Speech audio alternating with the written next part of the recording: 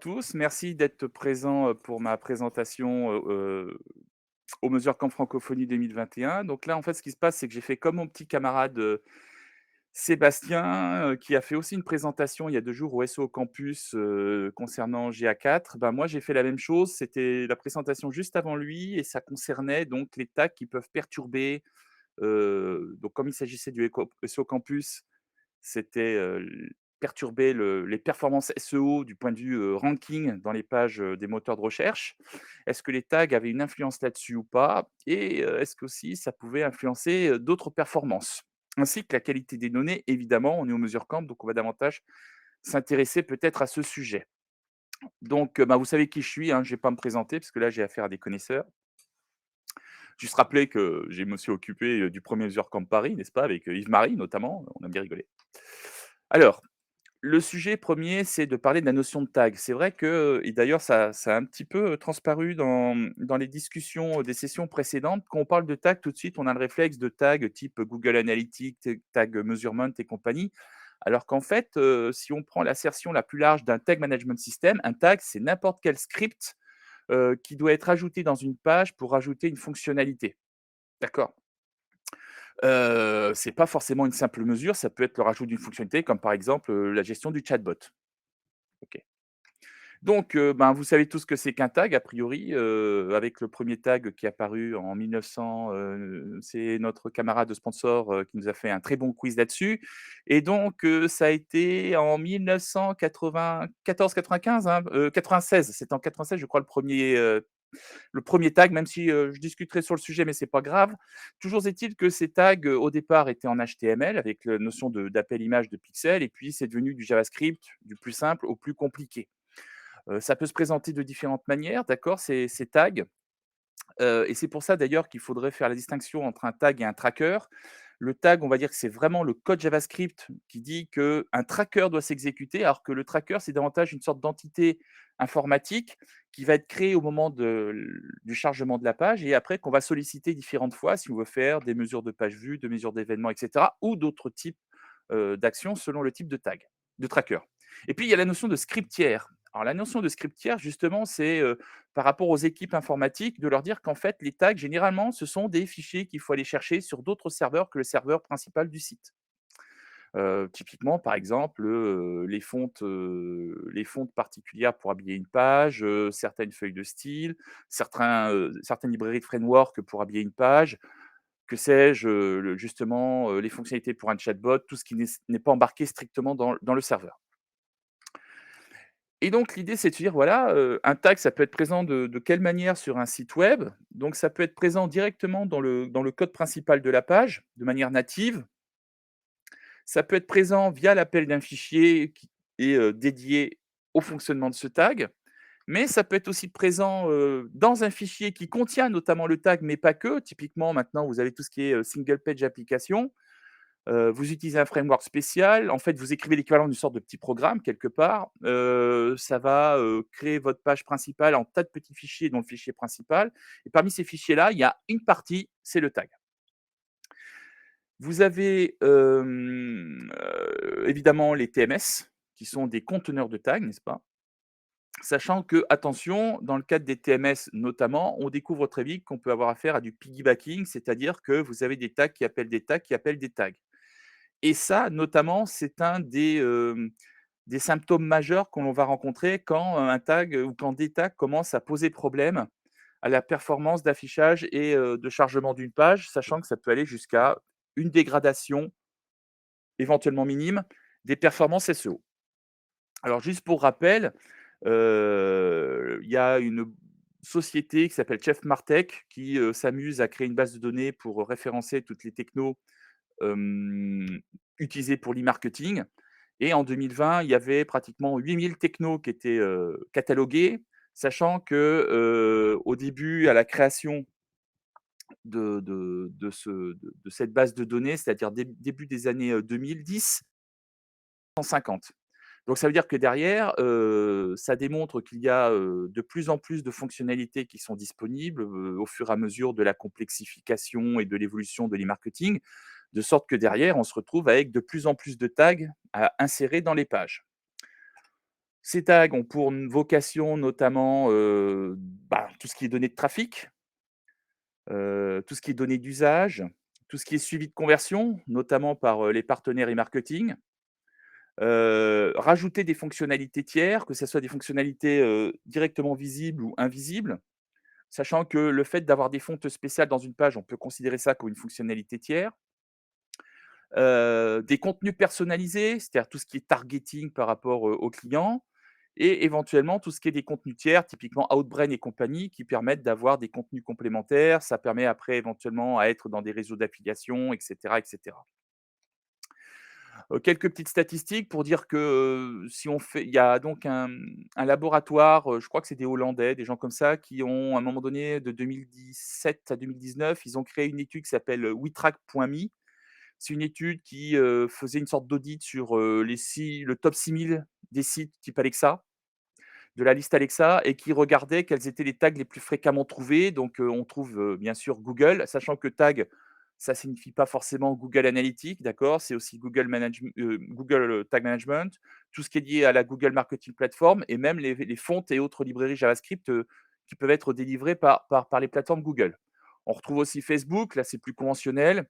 Amazon, du fait que, il y a toute la marketplace notamment, Cloudflare. Alors Cloudflare, là, c'est des tags plutôt orientés performance de chargement, parce que Cloudflare, c'est dans la catégorie des CDN. Twitter, bon, bah, ça, on est carrément dans le suivi des réseaux sociaux, mais aussi tout ce qui est boutons, parce qu'à un moment donné, les boutons, c'était des tags, qui étaient finalement, affichés, qui permettaient l'affichage du bouton, pareil pour Facebook d'ailleurs, et cetera, et cetera.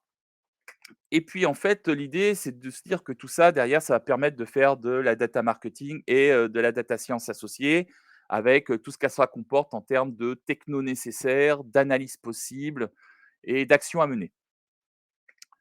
Alors, comme on était pour le SEO Campus, c'était quand même de parler un petit peu de SEO et donc de dire aux gens: «Mais alors, est-ce que derrière, tout ça, ça peut avoir un impact pour le SEO?»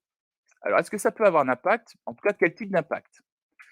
L'idée, c'était de se demander si, les tags présents exécutés dans les pages pouvaient avoir une influence sur l'affichage de la page, notamment mesurés par les fameux indicateurs Core Web Vitals, qui sont les derniers indicateurs Google sortis, alors ils ont été annoncés l'année dernière, mais il y avait des équivalents ou, des indicateurs agrégeants qui étaient sortis comme, le Speed Index, par exemple, qui était sorti les années précédentes. Or, il s'avère que depuis l'année dernière a été annoncé que ces indicateurs-là rentraient réellement dans l'algorithme de classification de Google. C'est-à-dire que c'était des inputs, pris en compte par Google pour le calcul de la visibilité. Et puis il y a une autre, influence qui, est pas souvent, on va dire identifiée à première coup, c'est que ces tags, on a tendance à oublier qu'ils ont besoin de données et que ces données, elles sont nécessitées d'être parfois calculées avec des requêtes un peu compliquées.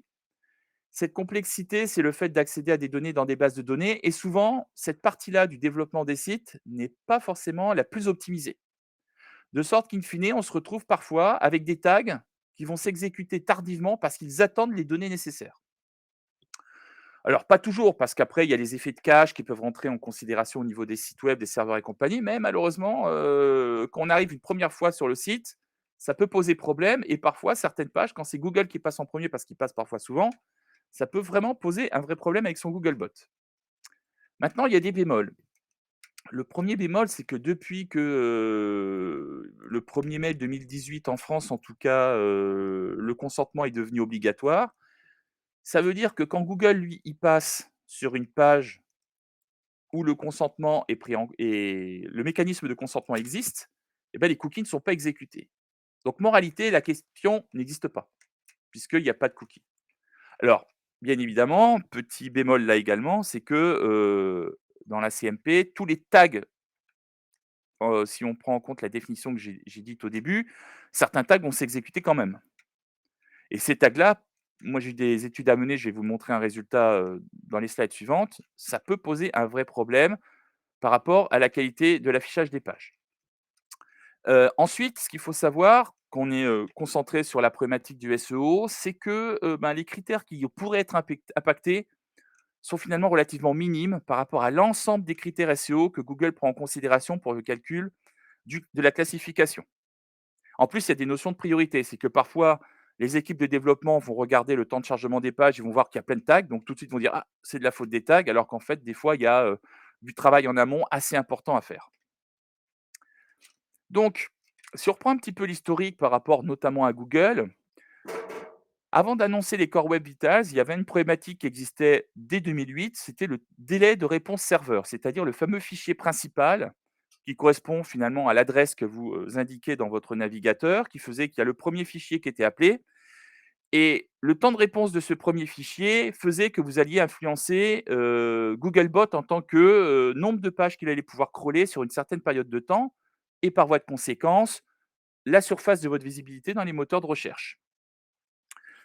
Et puis évidemment, Google ainsi que le web, ils vont de plus en plus loin dans la finesse de la mesure, de sorte que, ben, ils ont annoncé finalement, l'année dernière que, 3 indicateurs du Core Web Vitals qui s'appellent le Largest Constant Paint, le First Input Delay et le Cumulative Layout Shift qui, finalement transcrivent le temps de construction de la partie visible de la page, la capacité d'un internaute à interagir avec la page et le fait qu'une page, au fur et à mesure de sa construction, heu, ne connaît pas trop de déconstruction, c'est-à-dire que certains éléments font pas que tout se décale. Hem, Selon le temps que Google va calculer et selon s'il respecte certaines valeurs fixées, et ben, vous allez avoir des bonus ou des malus par rapport à l'algorithme de classification.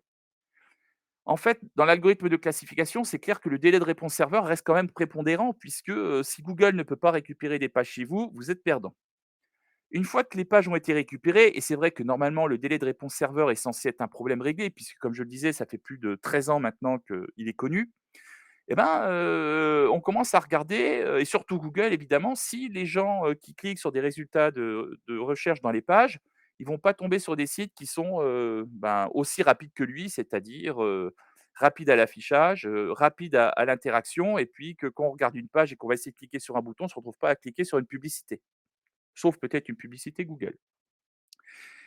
Mais néanmoins, on s'aperçoit que, eh ben, les critères dont je suis en train de parler ne font partie qu'une partie des critères qui s'appellent le Search Signal for Page Experience, qui eux-mêmes ne sont qu'une partie de la visibilité and ranking. Mais une fois qu'on a dit ça, même si les pages ne sont pas censées être référencées, l'utilisateur, lui, s'il subit ce genre de problème, il peut avoir une réaction que l'on va, voir transcrite dans le taux de rebond et le manque du taux de conversion ou le manque d'engagement.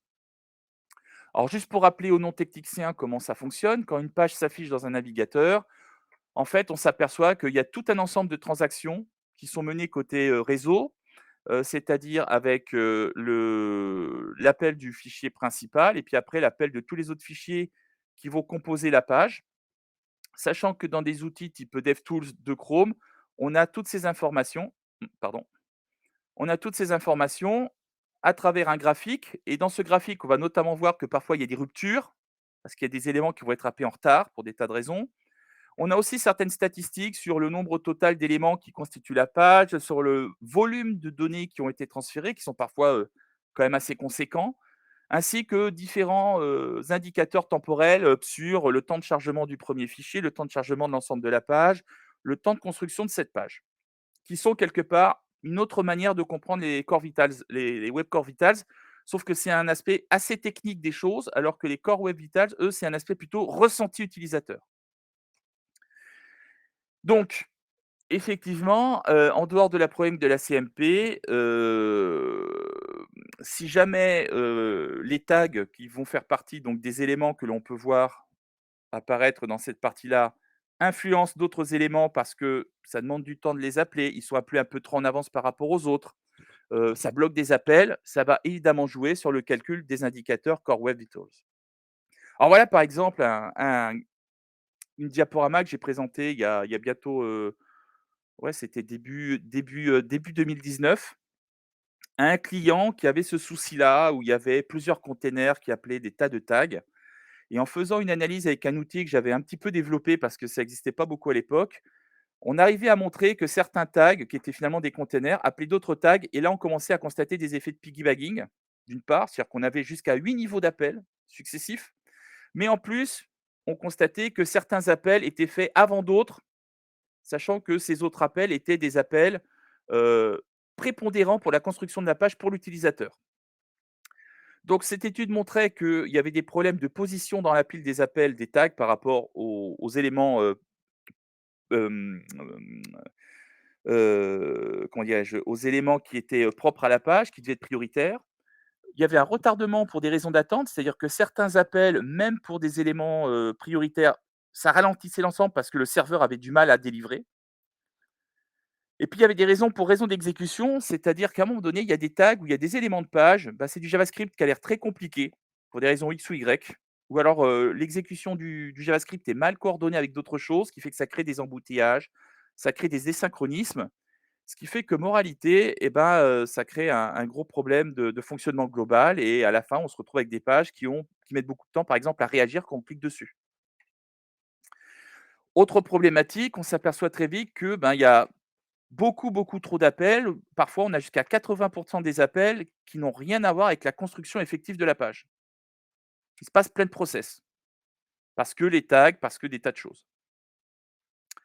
Donc là aussi, on se dit qu'il y a peut-être du ménage à faire à un moment donné. Enfin, et ça c'est l'autre élément qui est moins souvent pris en considération parce qu'il n'est pas évident, c'est le fait que les tags ont besoin des fameuses données. Alors quand vous avez un TMS, typiquement, c'est la constitution du data layer et selon la stratégie de création et on va dire, d'alimentation de ce data layer, si c'est trop simpliste ou pas, et ben, on va se retrouver avec un problème ben, les tags, soit il y a des mécanismes qui sont mis en place pour dire: «Ah, le data layer n'est pas prêt, on me demande de m'exécuter». Bah, finalement, je ne m'exécute pas, parce que les intégrateurs des tags, ils ont constaté que parfois le data layer était pas prêt par rapport à la séquence d'exécution de tous ces tags. Dans d'autres cas de figure, on va essayer de trouver des mécanismes pour faire en sorte que le data layer, bah, il soit prêt quand et il appellera les tags quand il y a besoin, mais c'est parfois 15 secondes après la création de page parce qu'il y a pas eu de calcul de cache, parce que la base de données n'est pas, optimisée au niveau des index, parce que les requêtes sont vraiment, bourrines comme c'est pas permis. Si, par malheur en plus, ce data layer est censé être présent dans le code principal de la page, alors là, votre page va mettre un temps considérable pour s'afficher. Il me reste combien de temps là, Jérémy? Il y a quelqu'un?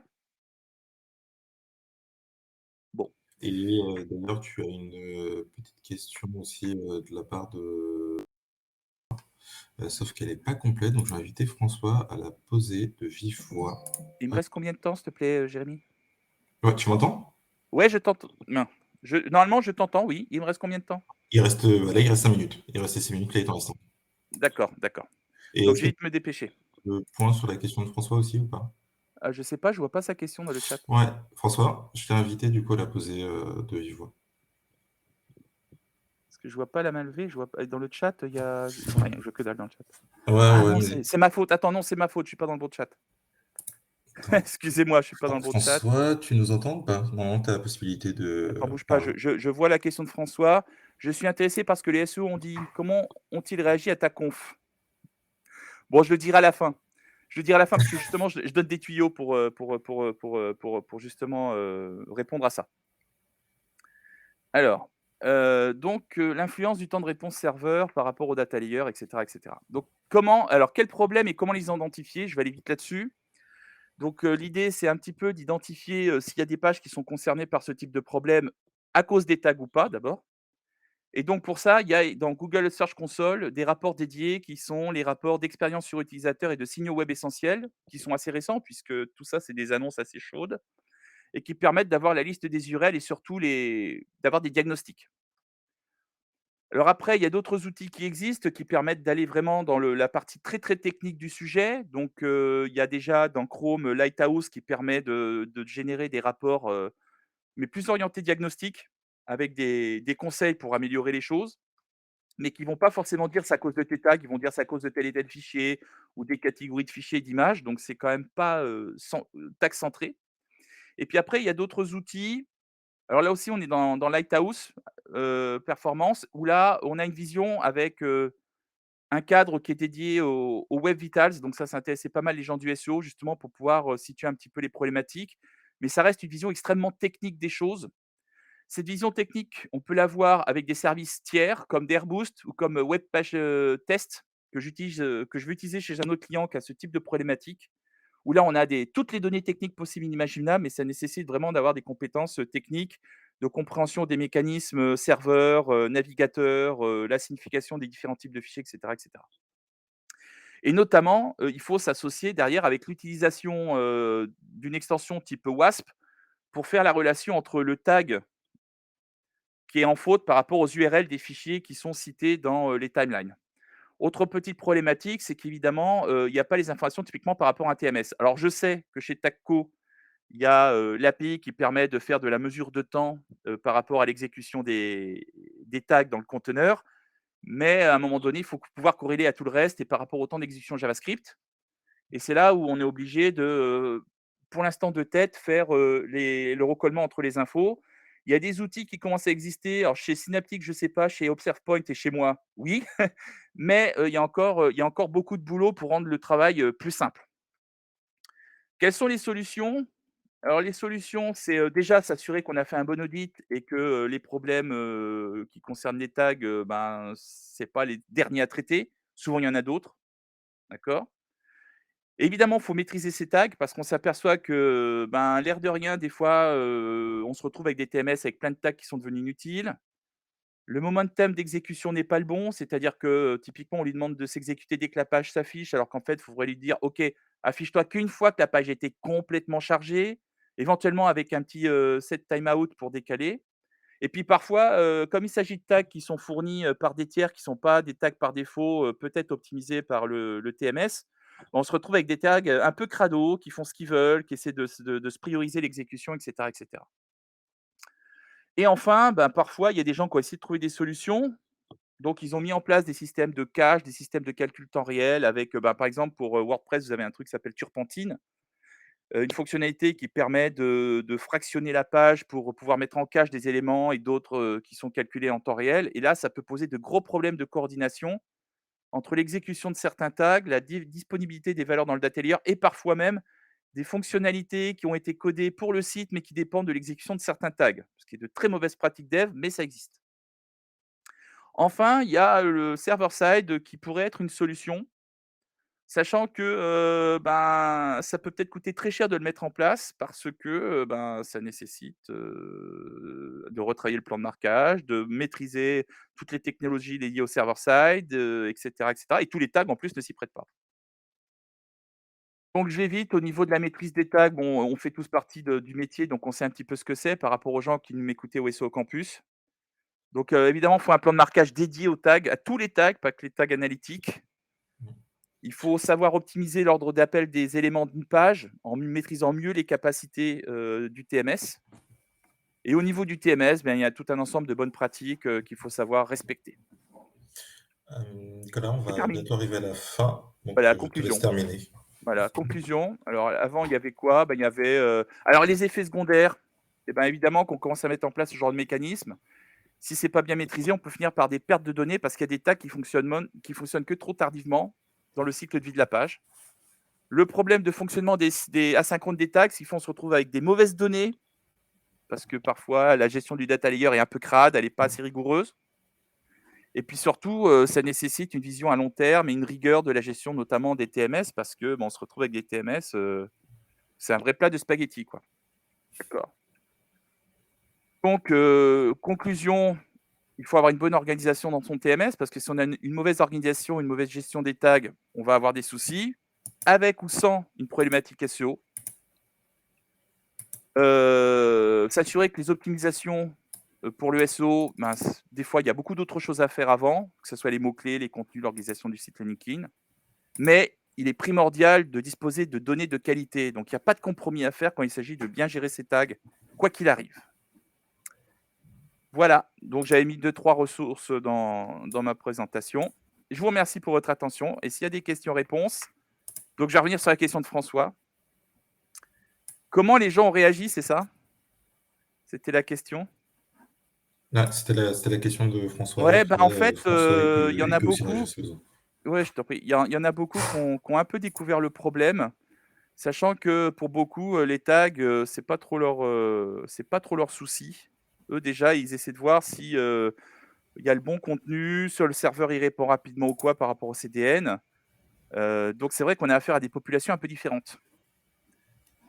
Mais ils étaient très intéressés, la salle était pleine. Il y a Sébastien qui vient d'arriver, donc il pourra donner son avis sur le sujet, puisqu'il était dans la salle aussi. Mais voilà, les gens du SEO, typiquement, c'est clair que je leur ai très vite dit que si vous avez une bonne CMP, il n'y a pas de souci. C'est un faux problème. Mais attention, parce que derrière, vos données, elles, quand vous allez regarder dans certains outils d'analytique ou si vous êtes associé à des partenaires pour des campagnes, ça peut poser des problèmes au niveau des mesures. Parce que ce qu'on fait pour que Googlebot prenne bien les pages, après, il y a quand même les utilisateurs et le reste. Donc, bah ouais, t'es perdu, Sébastien, on a vu quand t'es arrivé. C'est Voilà. ce que c'est, t'es pas si discret. On a légèrement dépassé aussi. Il va falloir qu'on ferme la Ouais, session du ouais, coup bah, pour on la s'arrête, on suivante. s'arrête, on s'arrête, on s'arrête. Merci pour Oui. votre attention. Et puis, et ben, on se reparle après, après la plénière. Merci Nicolas, à plus tard. Merci, au revoir.